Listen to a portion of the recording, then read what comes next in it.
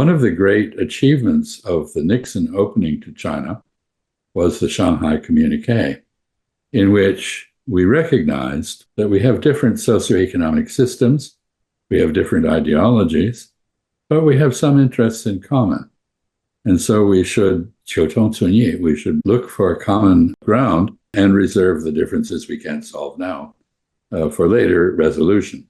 So we worked out a series of compromises, which were difficult for both sides, but they laid the basis of a cooperative relationship. I don't believe our current policies toward China serve our national interests. I think the emphasis on competition is not so much about competition as it is about hamstringing China's progress or retarding China's advance, maybe even pushing it back, which I think is doomed to fail. That will never happen. I think we should focus instead on improving our own competitive ability. Rivalry is constructive. If you have a race and you train and you try to outdo the other people in the race, you improve yourself. And that is good for you. If you think that you should run a race by tripping people or hamstringing them or bringing them down, that does nothing for you. So I think we have approached China in the wrong way. China is returning to wealth and power. For most of history, it was the largest, probably the best governed, scientifically and technologically the most advanced society on the planet. It is returning to that state. That is good. We should try to take advantage of China's prosperity to enhance our own. We should find ways to leverage Chinese strengths to supplement our own, but that's not what we're doing. So I do have grave differences with my government's policy over the last 15 years or so. I think China's appeal is that it delivers progress and higher living standards for the Chinese people. And one of the appeals of China is that it accepts other countries as they are and does not insist that they change to become more like China in order to deal with China. This is very much like the United States in earlier years, but we have changed, unfortunately, to be more insistent on imposing our system. China's appeal is that it seems to have found a new way to combine market forces with guided industrial policy. And that industrial policy is now being copied by the United States, which is interesting. We actually had industrial policies that were very successful. In recent years, the ideology of the country has shifted and rejected this idea. Mr. Biden put it back, not very effectively, in my view. I think there's a lot we could learn from China in this area.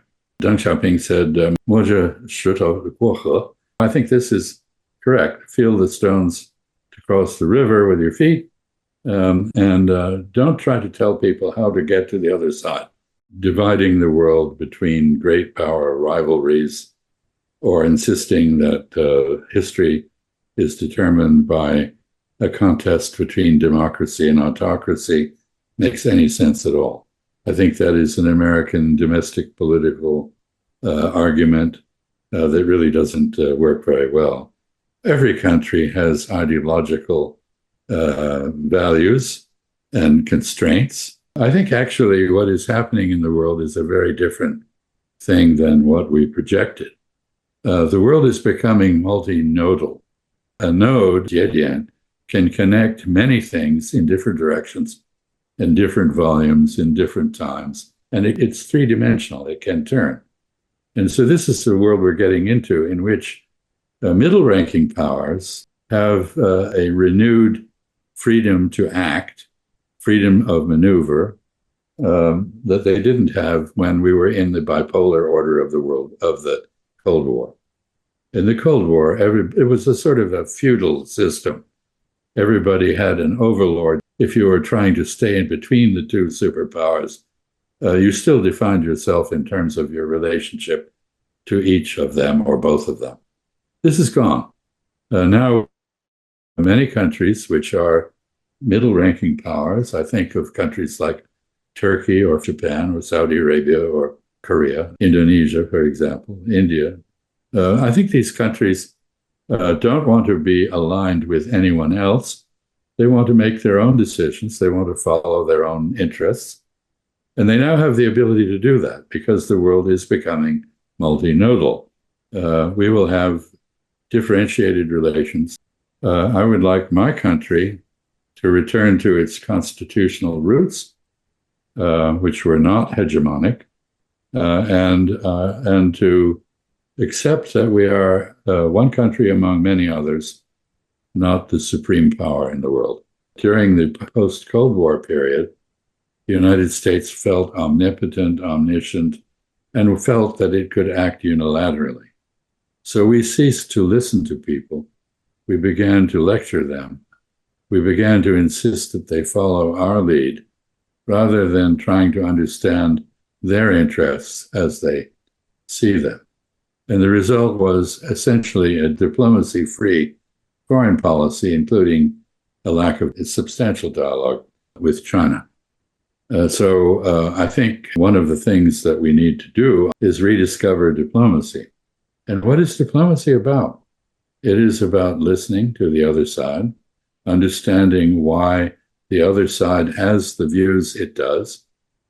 This is something that current Chinese diplomacy seems to do fairly well. I think you are blessed with a very strong diplomatic service. So I think it is we on the United States side who need to rediscover humility, modesty, listening, and arguments directed at persuading the other side rather than resorting immediately to coercive measures like sanctions or the use of force.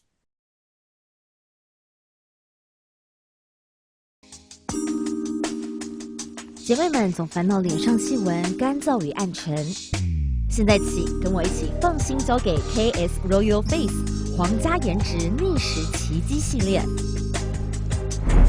KS Royal Face 皇家颜值逆时奇迹系列，它添加5种 EGF， 专门防止肌肤老化，强化皮肤修复，增加肌肤弹性水嫩，轻松抚平皱纹，换回青春自信。KS Royal Face 皇家颜值逆时奇迹，活肤露、全效精华、精华霜，即刻启动冻龄密码。